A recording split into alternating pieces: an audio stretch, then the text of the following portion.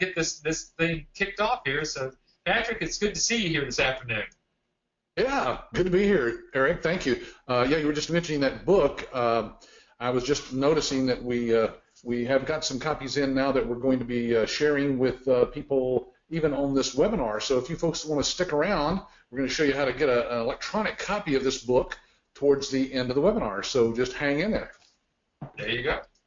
All right, so what we're going to do, again, let's make sure that everybody knows where the question box is, because Patrick and I will be monitoring that throughout the next 40, 50 minutes here, and we want to make sure that we answer your questions. So, Patrick, I know that there's some more people that actually signed up there on the question box telling us where they're from. It looks like we've got Laura from Texas, yeah.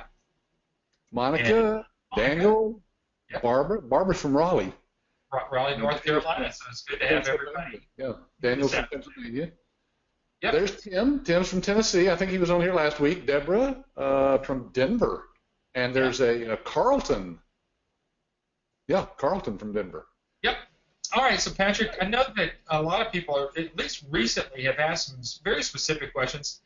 Why do doctors need me? If they're already doing billing, whether they're doing in-house billing or they've got it outsourced. And then aren't doctors leaving private practice, going and being bought up by hospitals? I think we're going to try to answer some of those questions today. Yeah, we do get that question here recently. I don't know why. I guess there are a lot of doctors who are being bought out from their private practice by the hospitals of the larger groups and so forth. And so that is a concern for some doctors who don't want to get out of private practice. That's one of the reasons that Dr. Vicki Ragnar and I wrote this book, is because it's to help doctors who want to thrive in their private practice. And we can show them how to stay in private practice if their cash flow is solved. Eric, I've always said, as a CEO of a company, bring any problem you want to me, and if I've got enough cash flow, I can solve that problem no matter what it is. Yeah, absolutely.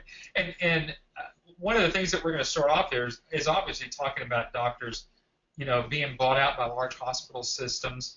And I spoke to somebody not too long ago, I think this last week or the week before last, that actually has a relative that understands what's really going on, because they're a doctor, and they understand one of the reasons why it seems attracting to go to the hospitals is because they can't get a handle on their billing, and they think that electronic medical record systems that are out there are just too expensive. So why try to fight, the beast, so to say? And some of those electronic medical record systems that are being sold to doctors, Eric, you're right, they're very expensive. We're talking about upfront costs of thousands of dollars. Then you've got training and implementation and user fees and all sorts of hidden costs. So the doctors are being hit by costs that they didn't expect that they were going to be hit by with that. Yeah, so in a doctor's mind, I know that we're thinking from our folks that are on the call today, they're entrepreneurs. They're going to want to stay competitive in the market, but they're not the only ones. The doctors are trying to think about how they can stay competitive in the marketplace and still see patients, make sure that they can do what they're more accustomed to, which is seeing patients and helping them get well. Yeah, and Eric, one of the things people should think about is the fact that this is a huge industry. It's a $614 billion a year industry. I think that's on your next slide there. Right. And as you can see, folks, a huge portion of that pie, of course, is the physician and clinical.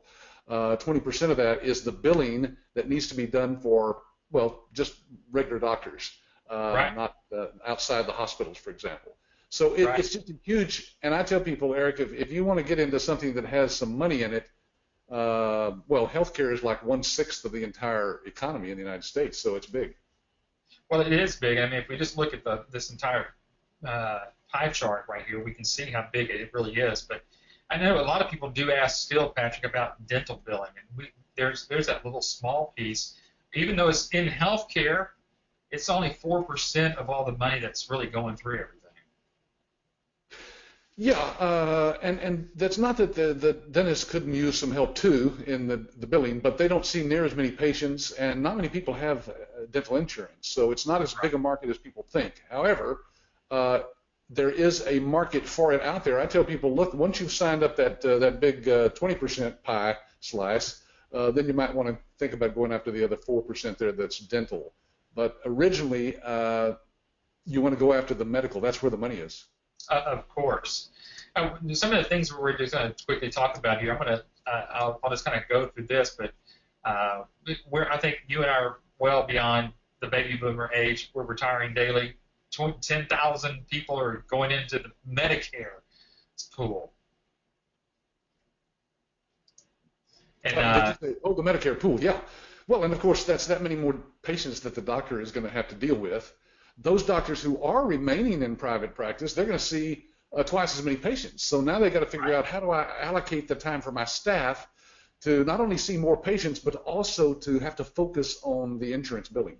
They don't want to do that, but most of them think that they're saving money by, doing it inside their own office. Right. And then there's really millions still under what we know as Obamacare, and I think everybody's knowing that at this point it's new enrollment time right now, so there's actually going to be new people getting into that, and obviously doctors are struggling to make sure that they're seeing patients that actually have insurance.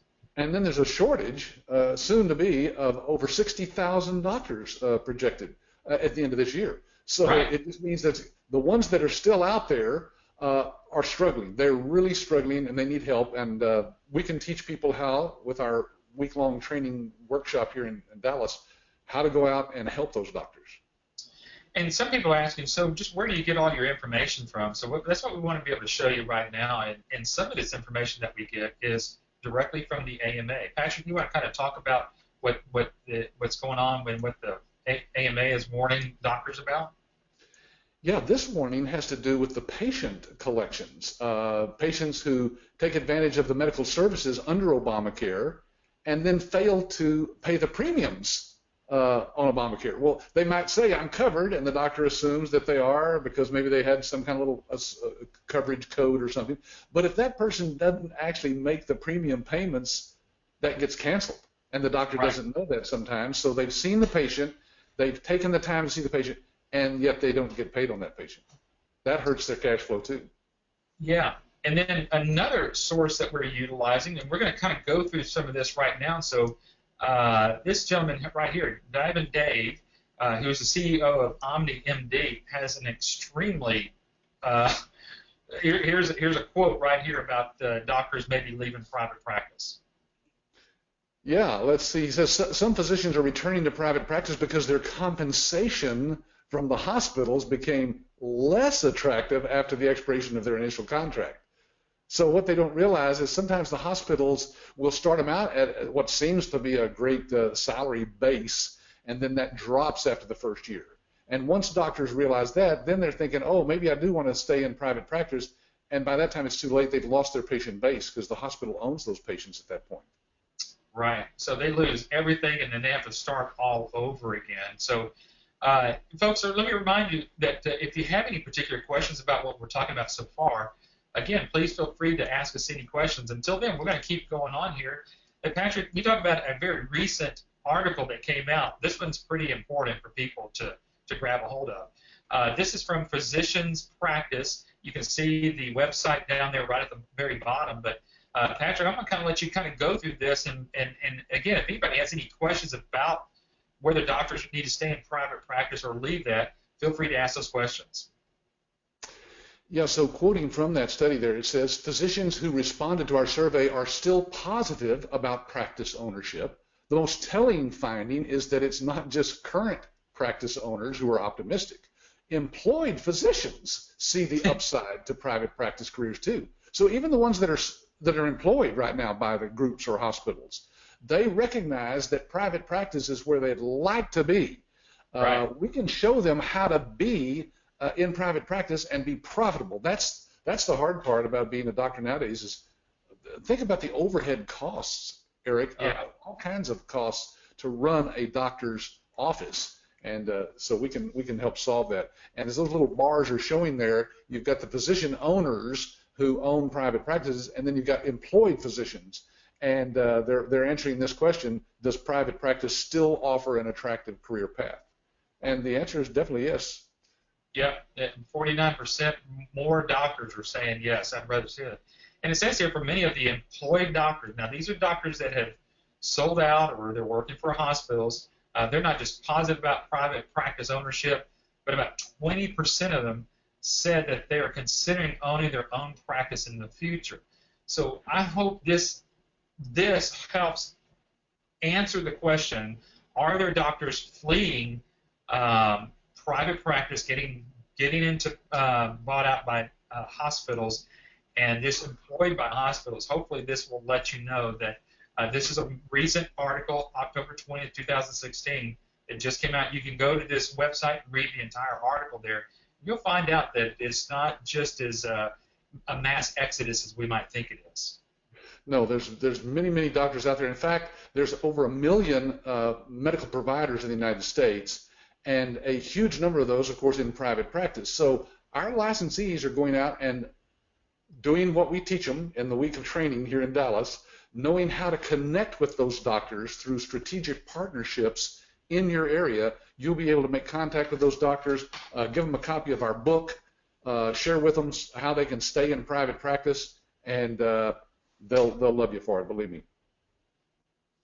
Absolutely. And Patrick, you had this particular slide in here.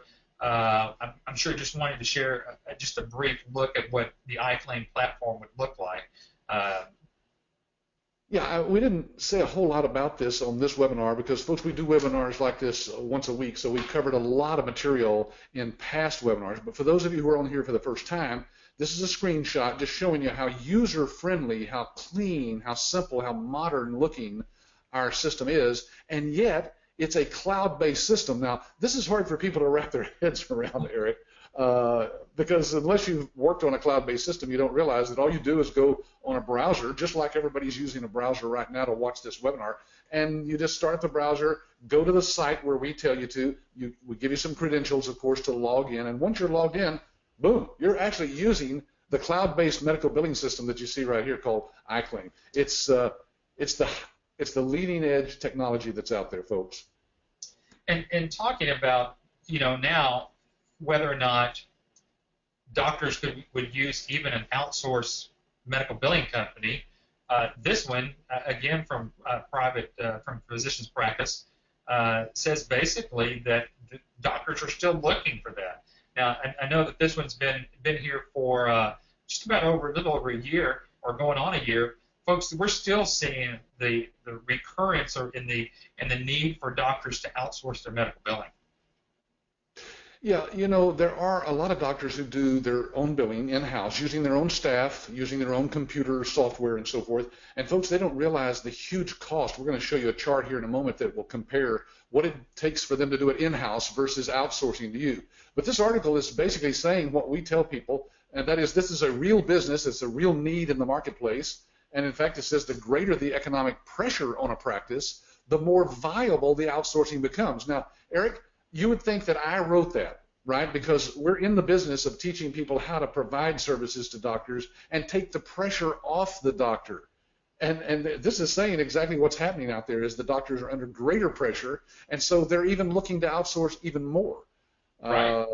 Outsourcing billing processes should ultimately reduce the cost of collections and maximize revenue, allowing a practice to invest in clinical resources and get better quality results. We didn't say that. John Boland did with Navigant Healthcare Symmetrics. So, folks, just do your due diligence, and you'll find out that there is a huge need for the doctors who do see the advantages of outsourcing.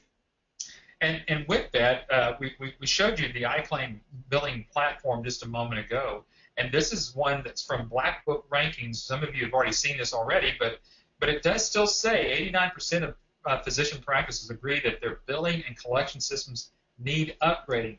Now, Patrick and I are going to kind of go through a couple of slides here and share with you why there is this great need for getting a different billing and collection system completely. So we'll explain that here in just a moment. Yeah, so if this study done by blackbookrankings.com is true, Eric, what it means is almost all doctors agree that the current billing and collection system that they have now in place, whether they're doing it themselves or maybe outsourcing already, the system that they've got, whatever that is needs upgrading. That means they're not happy with the reporting that they get. They're not happy with the denials. Look at this. Here's a quote from the American Academy of Professional Coders. Industry experts have found that the average number of rejected claims for a medical practice averages around 34%. Eric, when I first heard that, I thought, well, that's impossible. That's like any business, because once these claims are rejected, of course, they don't usually get resubmitted, right? And so, or a big portion of them don't.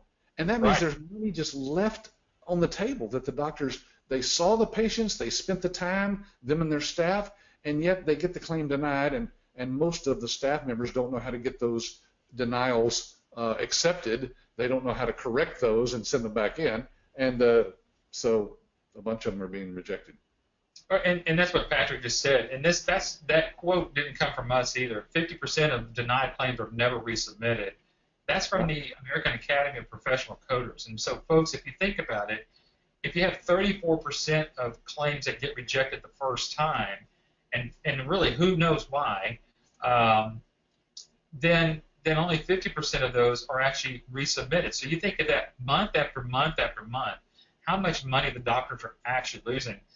That's why, sometimes, folks, that's why working for a hospital can look pretty attractive, because they just feel like they can't get that handle on it, and it's because they keep doing the same thing over and over again, whether they're doing billing in their own office or whether they've got it outsourced. And we're going to show you here just briefly what we mean by that. It's just, isn't that the definition of insanity, Patrick? Try to do the same thing with different results.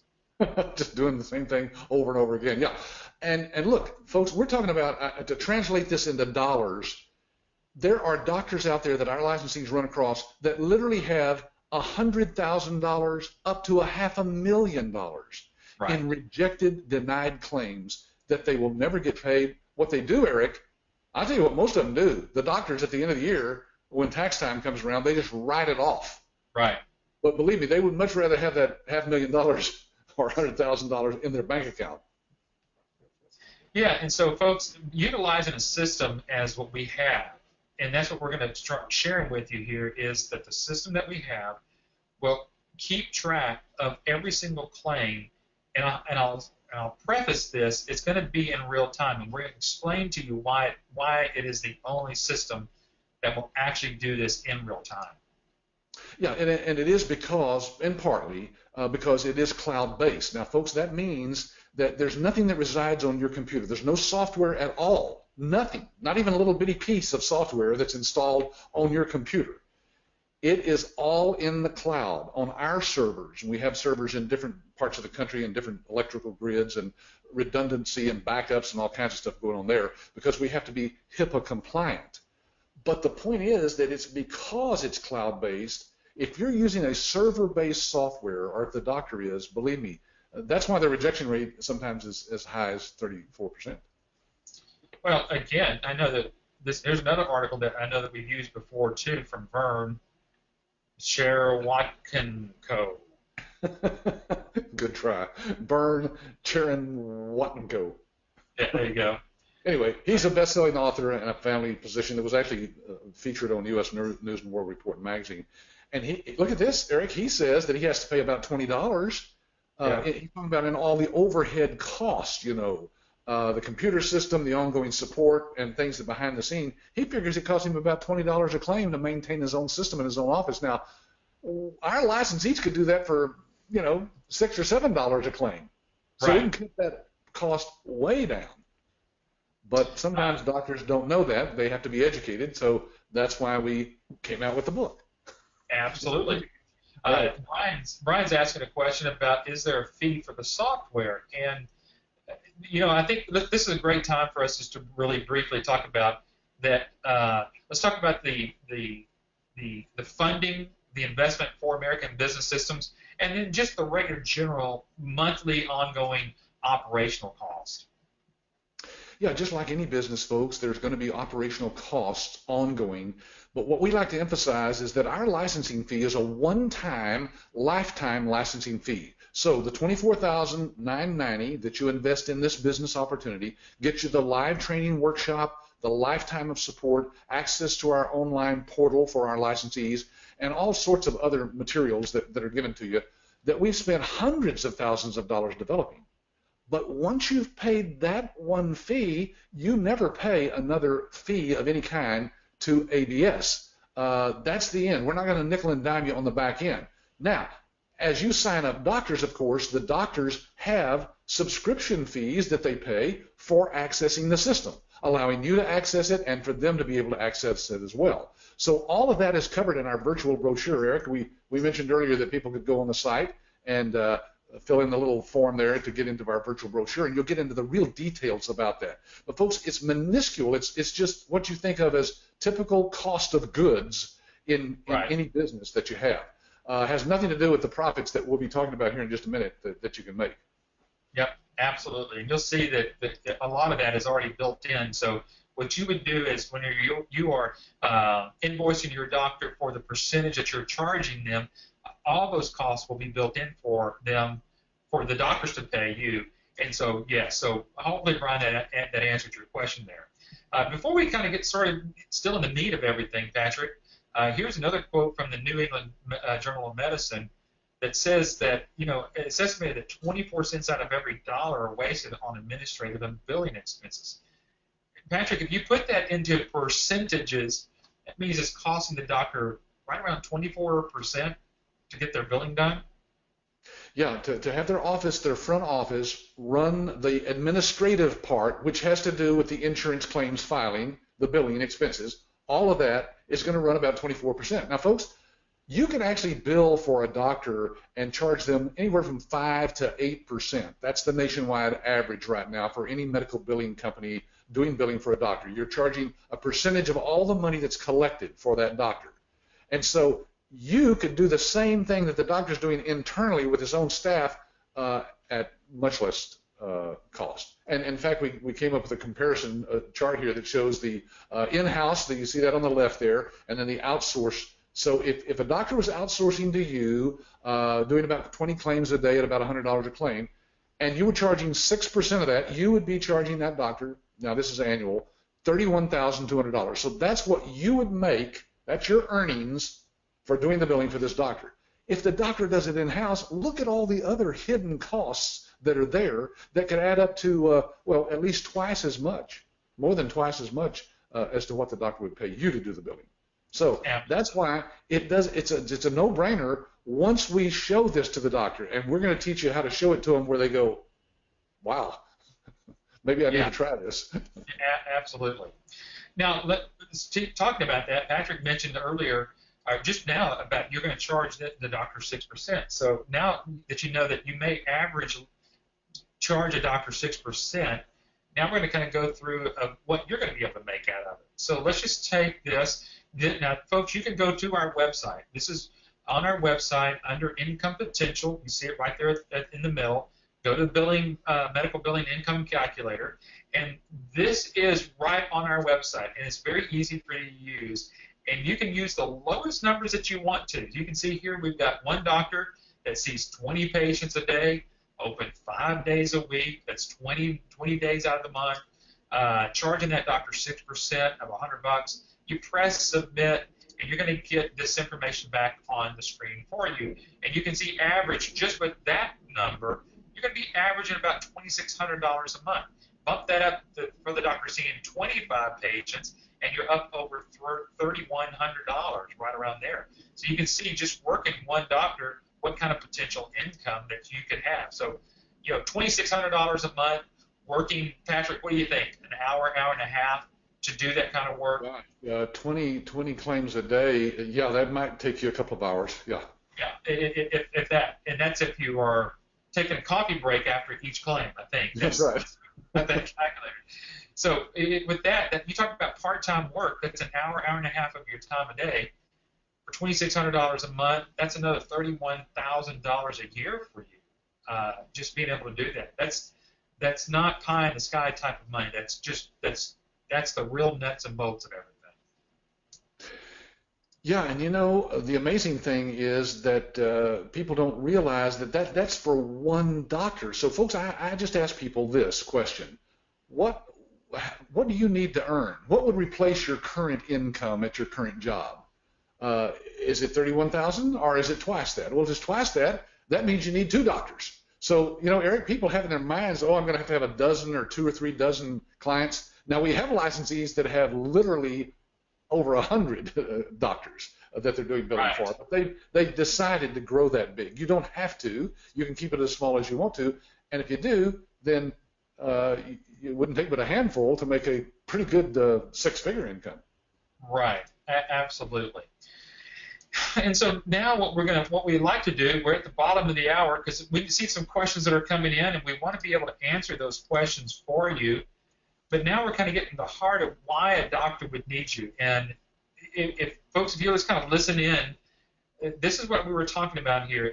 If we keep doing the same thing over and over again, and we're hoping for a different outcome, we're going to demonstrate that to you right now. So if you just pay attention for the next 2 to 3 minutes.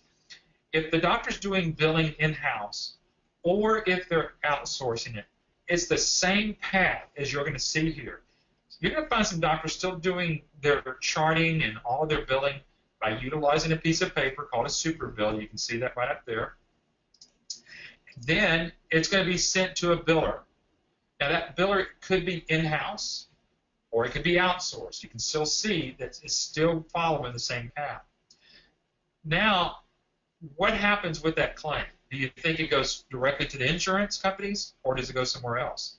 Actually, it does go somewhere else, and that's to what's called a third-party medical billing clearinghouse. This is the typical way that you're going to see any doctor do or have their billing done. Again, I stress whether it's in-house or being outsourced.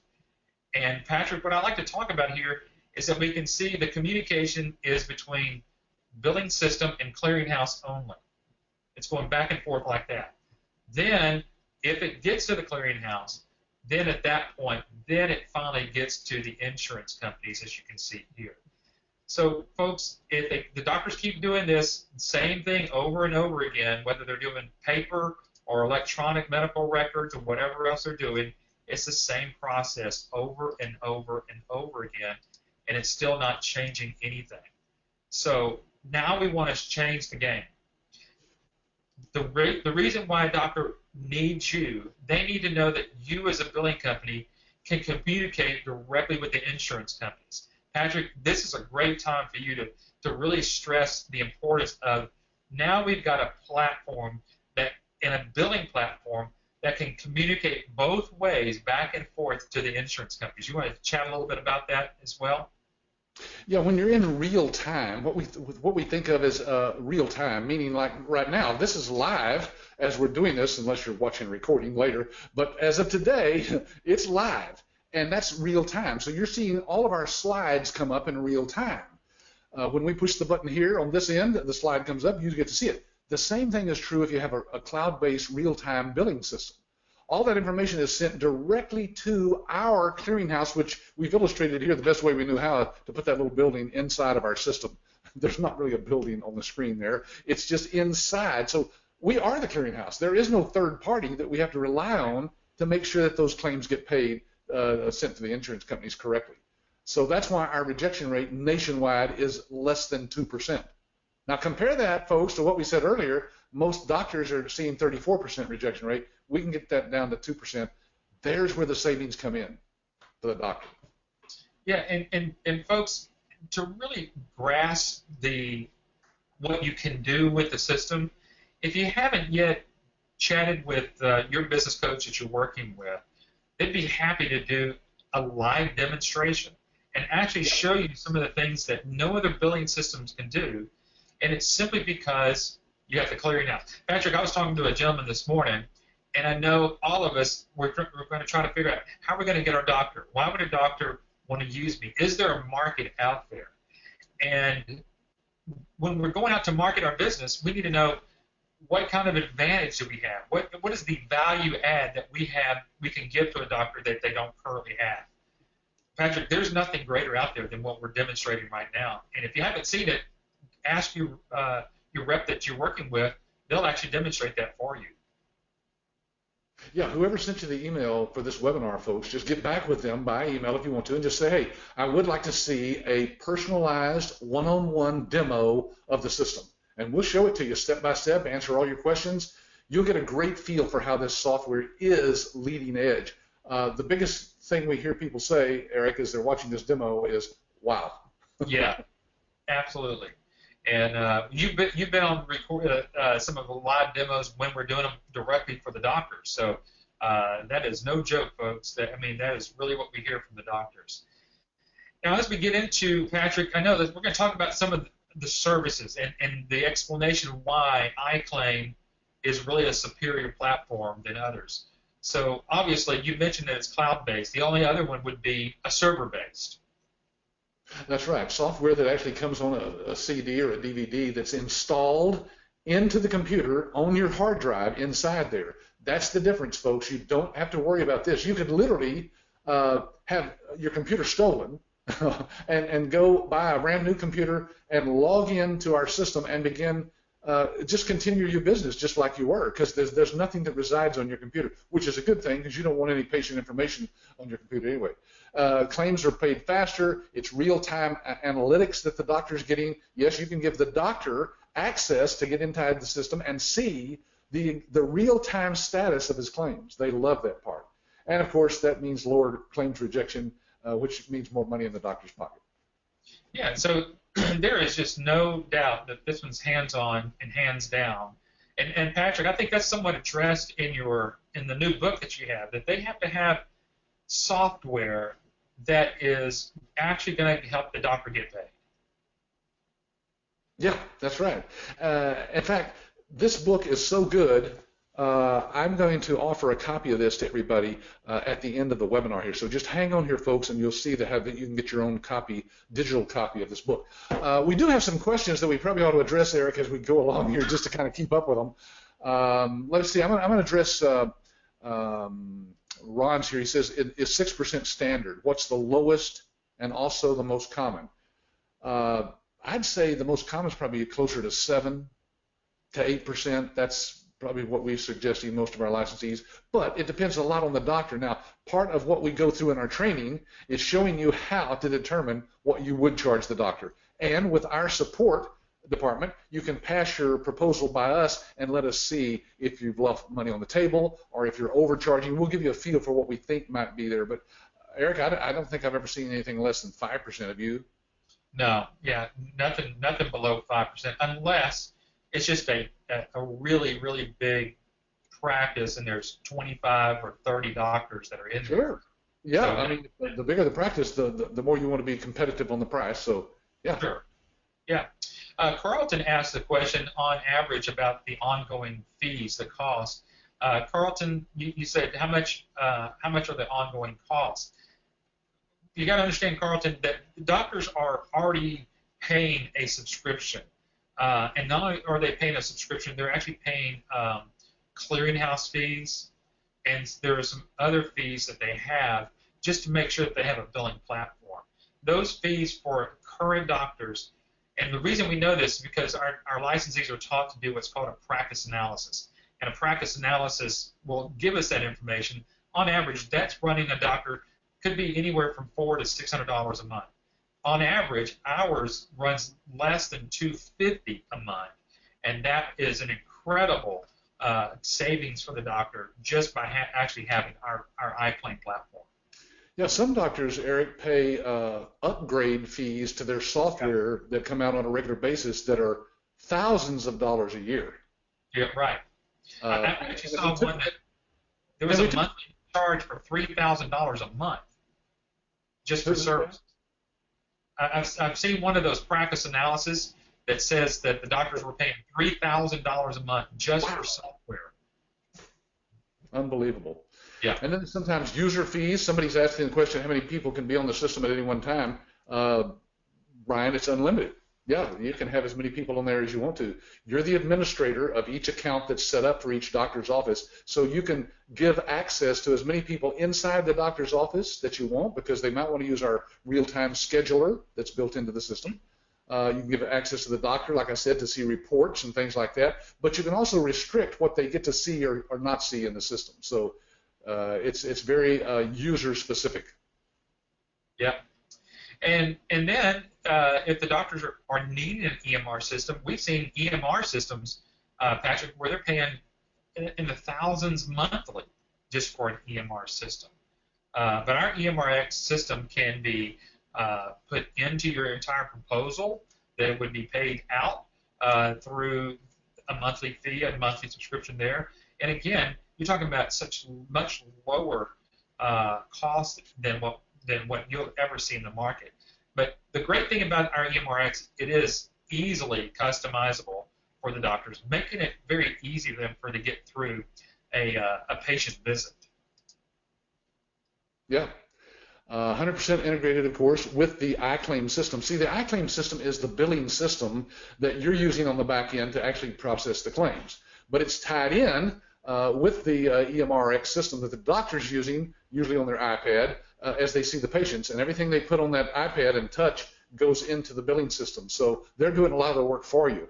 It simplifies the workflow inside the office. There's no paper, no super bills to transmit. And, of course, the doctor can access it from anywhere. Even if he's out on the golf course, he could actually look at anything that he wanted to on any patient.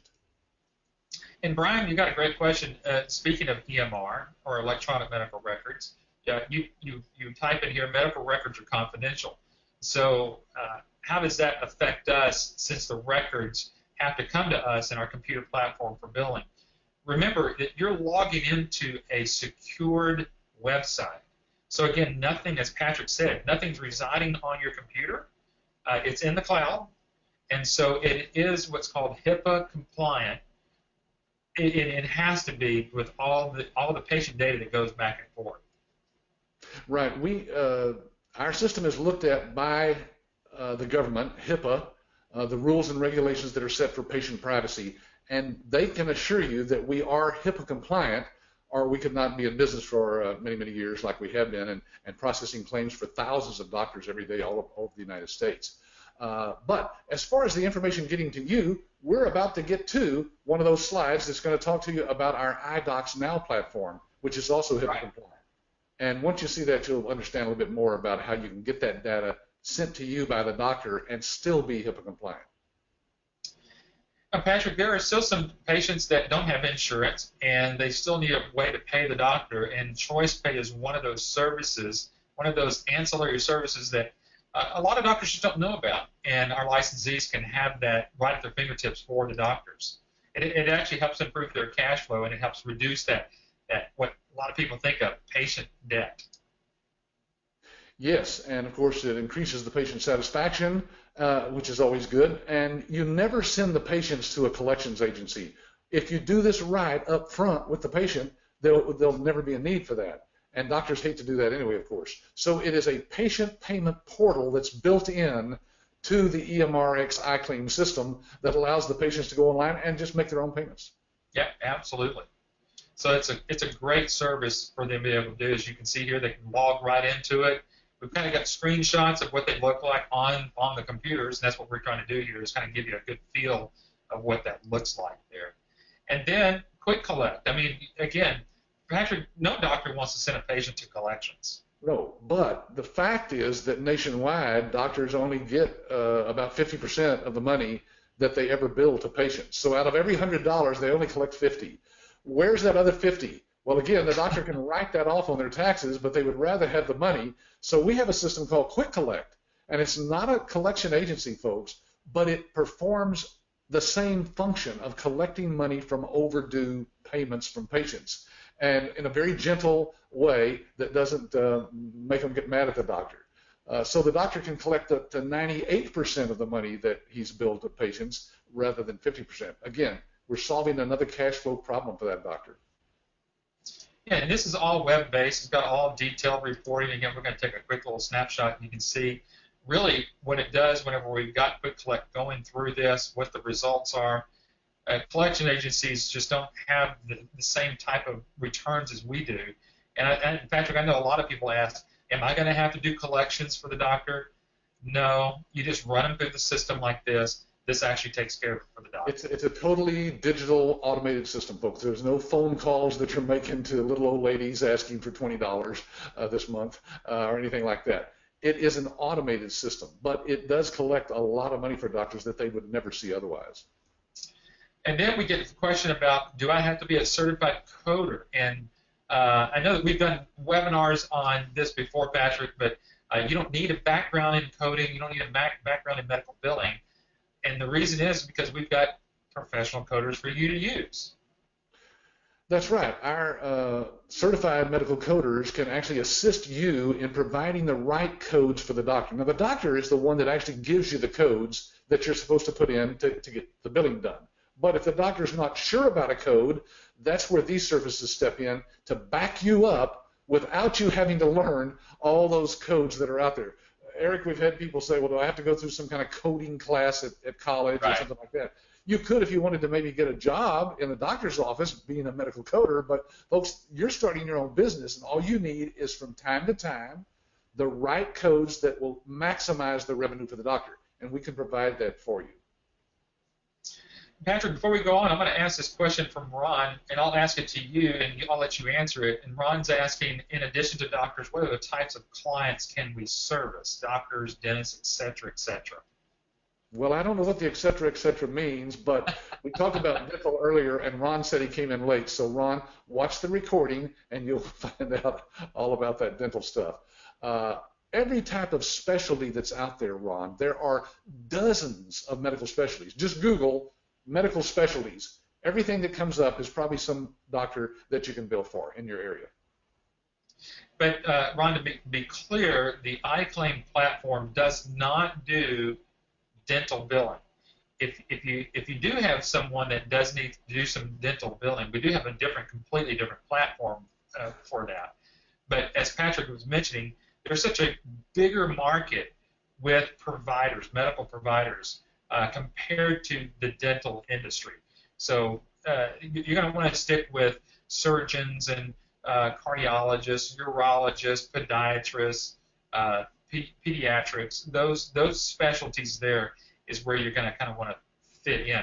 Patrick, another question, it didn't come in here, but let's go ahead and ask this, and it might jog some memories of some folks. What about hospital billing? Can I do hospital billing with this? And the answer to that would be is that hospital billing has to do with what's called facility billing, which is another program that we could have if people are likely. But iClaim is specifically for doctors and physicians. Folks, it would be very rare that you would run across a hospital that would let you do their billing. Most hospitals have invested thousands, hundreds of thousands of dollars in their billing systems and their staff. Now, there might be some smaller facilities, though, that you run across that you might want to do the billing for. And as Eric indicated, we can help you with those, and we can do that billing, but that's not your primary market. Don't go after the minor markets. Go after the major market, which are the doctors out there that need help. Yep. As they would say, go after the low-hanging fruit. The low-hanging fruit is going to always be the doctors. But here's some wrap-up here. Just some of the reports that you would get back from utilizing our coders. Here's some of the other reports. So again, if you need coding, know that this. Oh, yep. Here we go. How about that? If you would have, you would be able to see the doctors would actually have codes that you can help them with. Again, if the doctor asks you, do you need coding or do you have a coder? As an ABS licensee, you would absolutely be able to say, yes, I have coders on hand to be able to do that. And the same thing with Audit Guard, because Audit Guard would check the current codes that the doctors are using and making sure that they're within industry standards. So that Audit Guard would be a great asset for you to use as well. Yeah, we've got some questions. You want to kind of go through some of those before we go on to here? Some of the questions? Yeah. Yeah. All right. Oscar says, how do you help us land our first clients? Well, the first thing we do, Oscar, is to teach you how to fish. We don't give you a fish. We teach you how to fish. And that means in our week-long workshop here in Dallas, we're going to go through about a dozen different ways, things that we've perfected over the last 22 years in teaching people how to go out and get clients for this business. So there's about a dozen proprietary ways that we go through in our training workshop and teach you step by step how to connect with people in your community. I'll give you a hint. One of the ways is we literally help you connect with your warm market, the people that you know now that have connections with doctors. Not that you know doctors, probably, maybe some of you do, but most people don't know a doctor particularly as a client. What you want is to connect with people in your community that can actually help you in connecting with those doctors. So we're going to teach you exactly how to do that. I ran a networking group here in the Dallas-Fort Worth area for a couple of years just to find out exactly what are the methods of networking with business people in your community. We can teach you exactly how to connect with the right people. Absolutely. And then Oscar's got another question here. Does your platform work better with Mac or PCs? Yes. I love that question because we are platform agnostic, Oscar, literally. Now, we're using a Mac right now to do this webinar, and I think we're seeing your desktop there, Eric. There we go. The point is that we, as a company, might have Macs. Most doctors are probably going to have PCs. You may have a PC. It doesn't matter because it's not dependent on the hardware.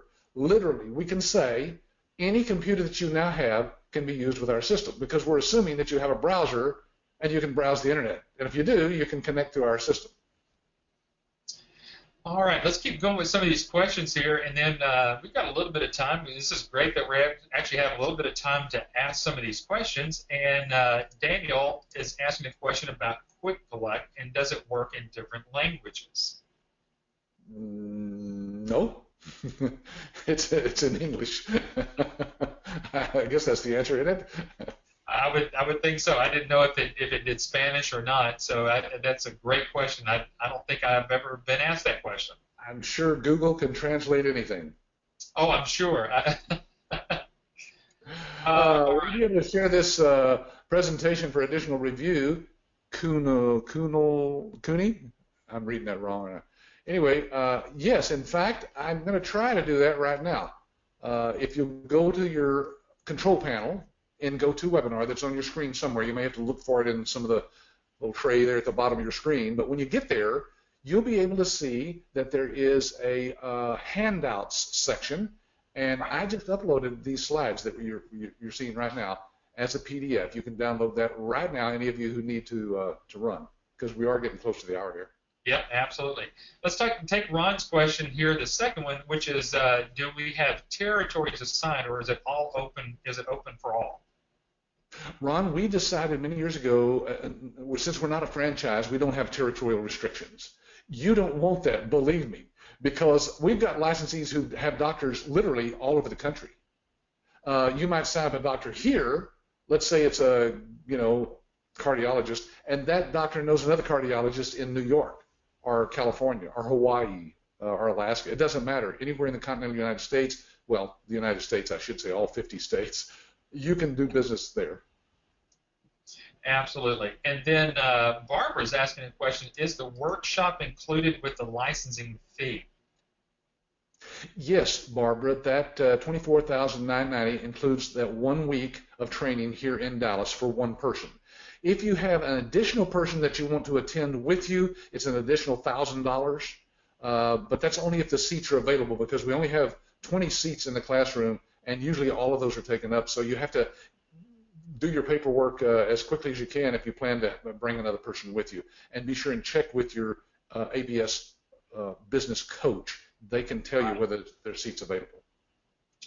We're going to keep asking a couple more questions here, Patrick, and I've got one here from Scott, and Scott's asking a question more along the lines about doctors that may be leaving private practice and then leaving private practice going into the hospitals. Just basically, I guess he was asking, can we use some of those articles that I guess that you have in the handout? Can they use some of these articles to actually kind of show that to the doctors or maybe even to a business partner? Yes, in our workshop, we have probably over 100 handouts that we give out during the week, and that's one of them is reprints of articles like that. So yes, we can educate. We can help. Yeah, we can help educate the doctor. Believe me, we've got plenty of educational material available for you to do what's called content marketing. Mm-hmm. Content marketing means you're not trying to share with them, about your product or service. You're trying to give them content that educates them, and people love that. It positions you as the expert. Yeah, and in reference to that, Scott, about our doctors leaving private practice going to the hospitals. I've got a question, personal question that we ought to ask all of us. Do we want our doctors being employed by hospitals? Think about that. If we can keep private practice in your community, how much better our healthcare system can actually be. Because again, whenever they are employed by hospitals, they've got certain requirements that they have to meet, and the doctors know that.